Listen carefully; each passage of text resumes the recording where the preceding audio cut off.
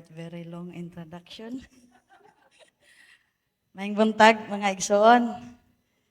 God is good. All the time. Tinuod maayo ang Ginoo sa tanang panahon.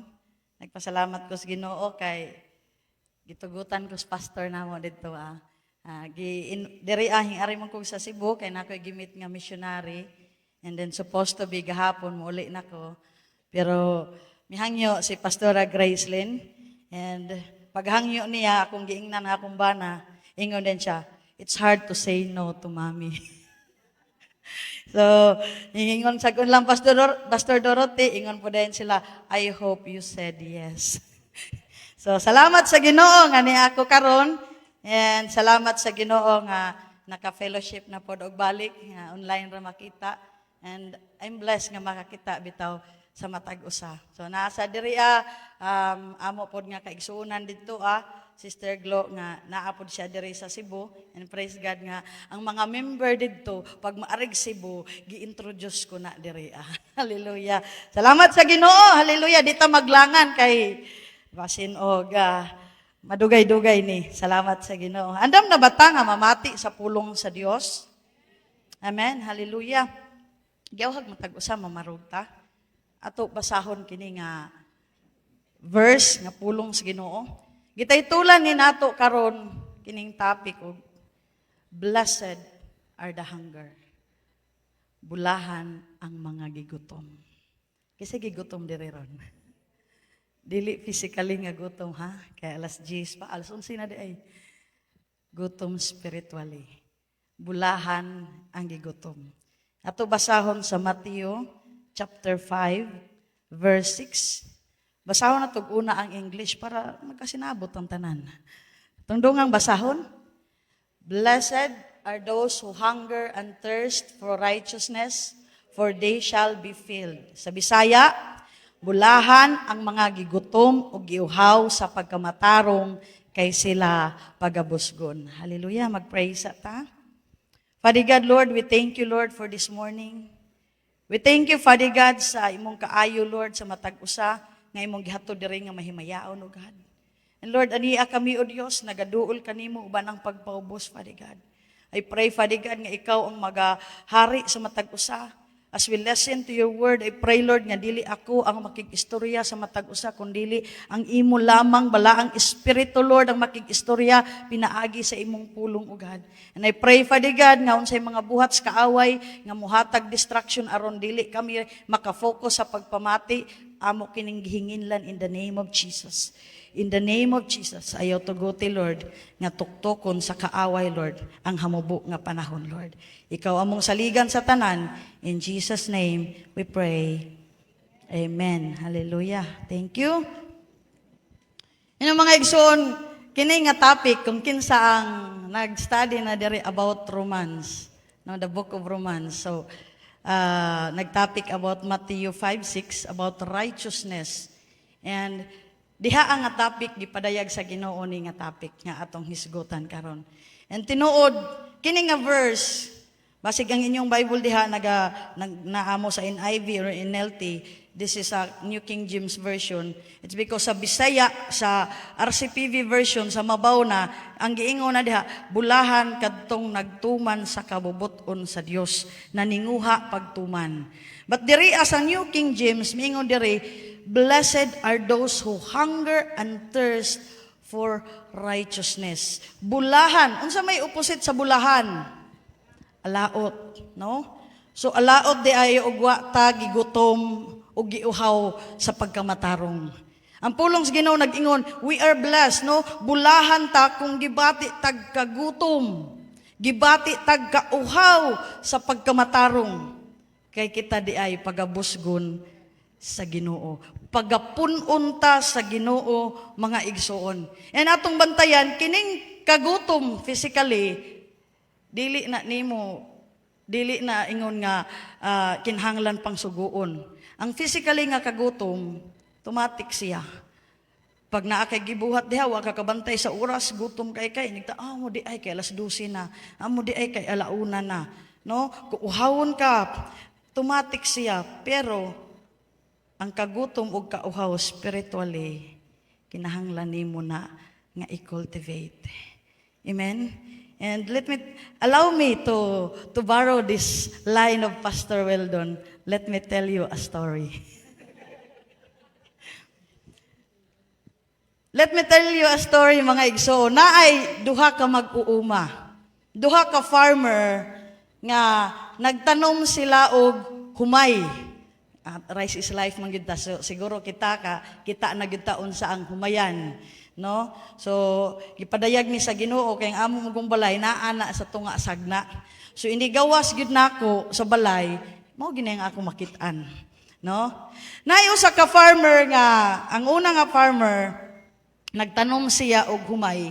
Ang iya hagyod nga ganahan nga pag mutubo ang iyang humay, guwapa siya kitaon sa mga tao, nindot siya kitaon. So ang iyang gibuhat, nagtanom siya, iyahang gipalitan og mga medisina nga para guwapa og nindot kaay kitaon ang iyang mga humay. Ang ikaduha naman nga farmer, ang iyang ginabuhat, gusto niya, ang iyang desire nga ang iyang humay daghag unod. So ang iyang gibuhat, iyahagyud ni nga gihinluan og maayo ang hagna. Iyahagyud ni nga gibutangag mga fertilizer, mga iti. Iyahagyud ni gihinluan ang mga simento. Iyahagyud na nga gidugmok og mayang lapok pagkahuman na ay tanom, gibubuag abono, giatiman, pag naay mga sagbot, gipanguha gyud. So kung kitaon pagdako na kitaon gikan sa karsada, ang ila ang nga mga hagna pariha nindot kitaon. Pero didto na reveal during ting-ani. Ang una nga farmer nga panlabas lang nga gwapa nindot humay, pero imong duulon pertira day nga mayag unod. Pero ang ikaduha nga farmer pagduol nimo sa iyahang humay, perting kaundanon sa iyahang mga humay.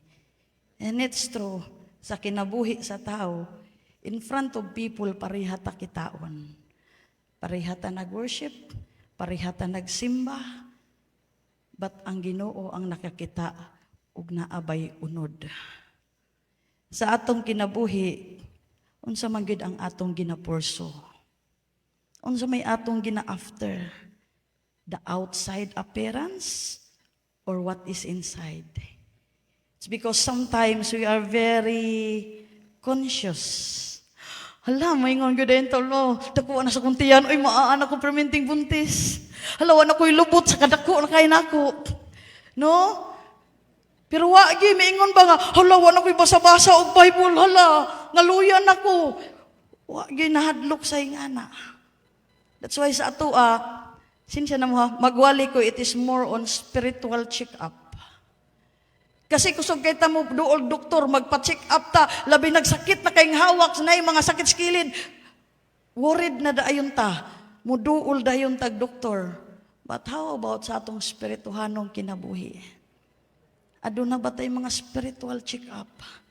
Muna mga igsuon nga, ingon ang Ginoo, blessed are those who hunger and thirst for righteousness. Bulahan ang taong gigutom. Kabandi tagutomon ko, pag gutom kay ka mga igsoon, tungod sa kagutom nimo, gusto nimong masudlan imong tiyan, pag abli nimo sa kaldero, dukot ra din haa, walay sudan, mukaon na lang yung ka, maibsan lang imong kagutom. Uhaw kayo ka, nakita nimo walay mineral niya, filler na ka, hindi na ka mo inom og mga tap water. Pero kay uhaw kayo, mo inom na lang yung ka. Sa atong kinabuhi, kinahanglan na ata ni anang that desire. Lord, mo na ingon na Ginoo, bulahan ang taong gigutom, giuhaw sa pagkamatarong. You know, in Matthew 6:33, sorry, wala na ako nabutang daha. Ano siya, familiar ta? Ano siya nakaingon? Seek ye first the kingdom of God and His righteousness, and all these things shall be added unto you.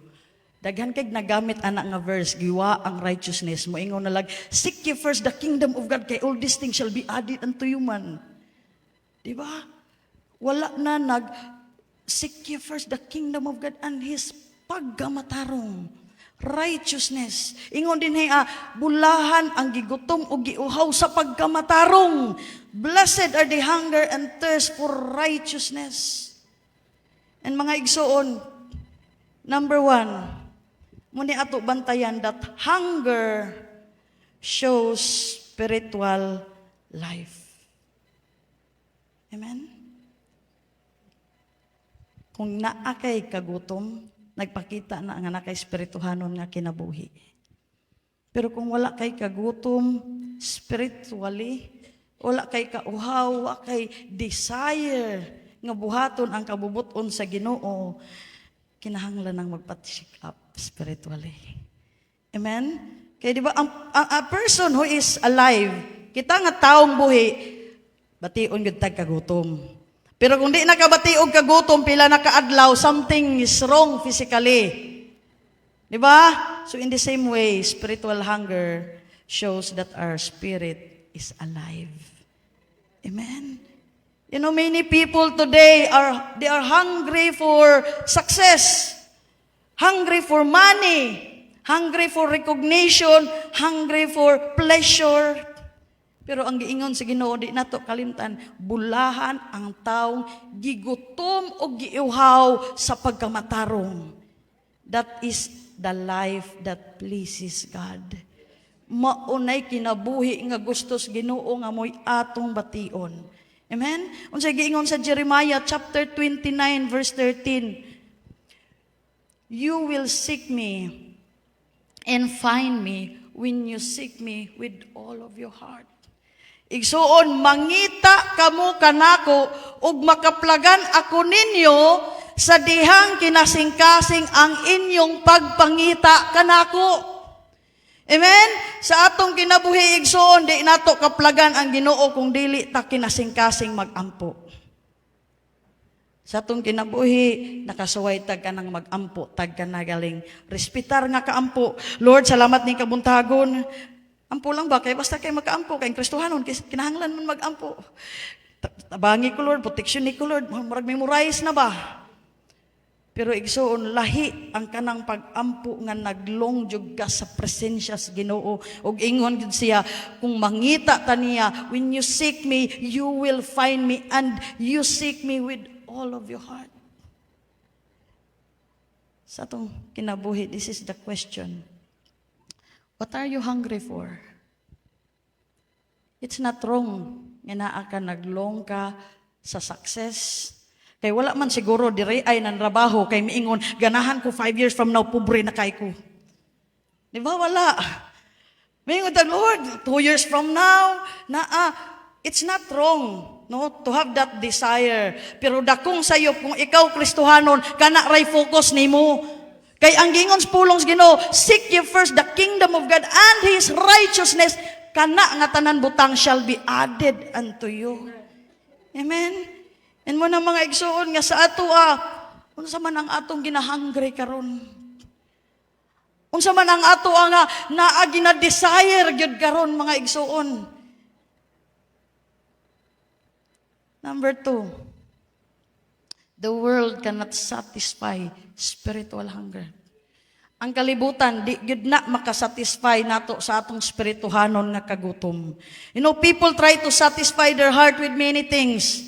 Ganahan ko magpalit ani nga cellphone kay muo ni ang ano karon. Pero kabantay ka pag nanakaana, mangandoy na sad kaglain. Wala agyoy katagbawan. No? Nangandoy ka nga, ganahan kag nagbike kay kapoy kay baktas. Pag nanakay bike, nanindot gyud tong nay motor kay naa sayon ra kaayo. Pag nanay motor anindot gyud tong click, anindot gyud tong mga EDV. No? Pag humanaan na, mangandoy sad mabasa man dai nindot gyud tong nay sakyanan.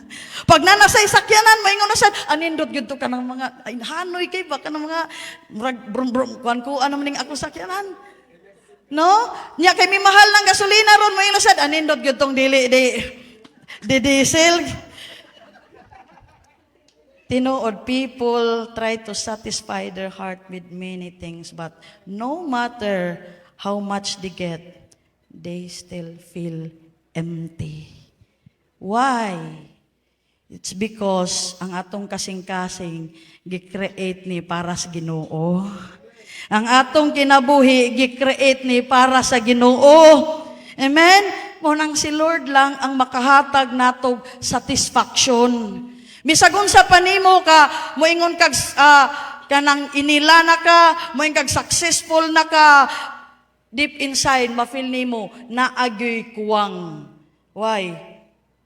Si Lord lang ang makapuno ni ana. Amen? In Ecclesiastes chapter 3, hingingon na, there's a season for everything. Amen? And ingon sa verse 11, He has also set eternity in the human heart. Munang si Lord lang yun ang makapuno. You can gain wealth, you can gain possession, popularity, pero yet, na ay something.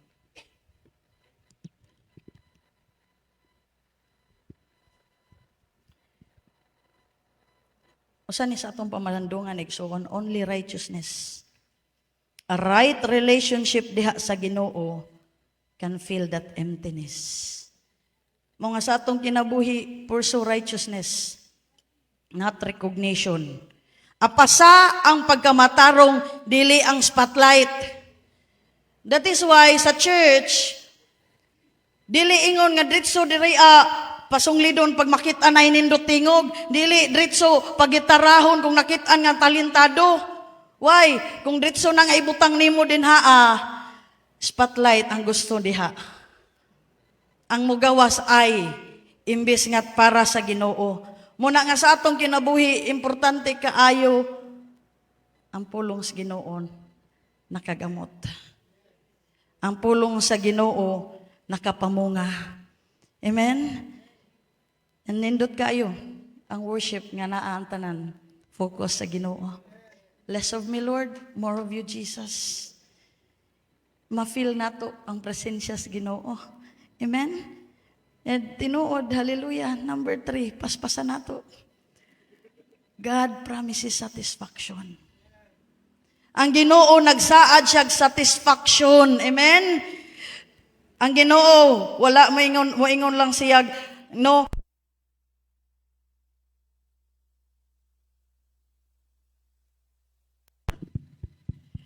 Wala lang siya taman miingon nga bulahan ang gigutom. Nagbutang siya saad. Unsay gingon niya sa atong key verse? For they shall be filled. Pagapununta. Saad na sa Ginoo mga igsuon. Kung naaday tay kagutom o kauhaw sa pagkamatarong, pununta sa Ginoo. If we have that desire of God's presence, dili niya pakyason ka, iyagin nang ihatag, diha kanimo. Unsay gingon sa Psalms 107 verse 9. For He satisfies the thirsty and fills the hungry with good things. Gipainom niya ang giuhaw, gipakaon niya ang gigutom. Igsuon, ayaw lang paghuna-hunaan ang uhaw, gutom physically. Ay paghuna-huna lang diha sa mga restaurant, sa mga sangyupsal nga mga kagutom. Because ang gustos Ginoo naatay kagutom more than sangyupsal. More than sa mga pagkaon ning kalibutana. And tinuod ingon siya, ihatang paimnon, ihatang pakanon sa mga maayo nga mga butang. Pakpaki ang Ginoo, grabe ka maayo ang Ginoo sa atong kinabuhi. When we hunger for righteousness, sa dihang natay kauhaw sa pagkamatarong, sa natay kauhaw sa pagtuman sa kabubuton sa Ginoo, naatay kakagutom, no? Nga naa mutuman kung unsay yang ipabuhat kanato, God fills us with peace. Punon tanyas kalinaw. God fill us with presence, with His presence. Punon tanyas iyang presensya, and God fills us with purpose. Dili na nato mapalit sa tindahan. Gubot ang imong kasing-kasing, gubot way kalinaw ang imong kinabuhi, ang imong pamilya. Di na nimo mapalit das ayala. Walay mapalit nga kalinaw, walay mapalit nga presensya das Ginoo, kingay ang Ginoo lang ang makahatag ni ana. Ang kalibutan makahatag natog temporary satisfaction. Na kay giganahan nga butang imong mapalit lipay ka pero dili na forever. Temporary ra na, but God gives us lasting fulfillment. Conclusion na ta. Yan sa atong kinabuhi. Balik ta dito sa rice field. Pwede makita ang rice field. Hallelujah. Thank you, Jesus. Ang sa inyo nabantayan.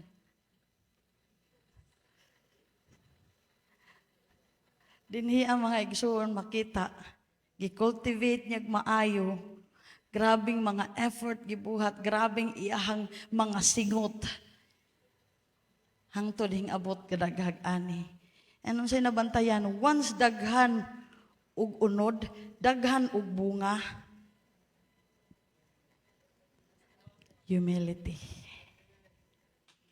Sa atong kinabuhi, if we hunger and thirst for righteousness, ay buong ta, ikaw nga proud, mahimo kang mapainumsanon. It's because napuno na ka sa balaang espiritu. The fruit of the Holy Spirit, love, joy, peace, patience, kindness, faithfulness, gentleness, self-control.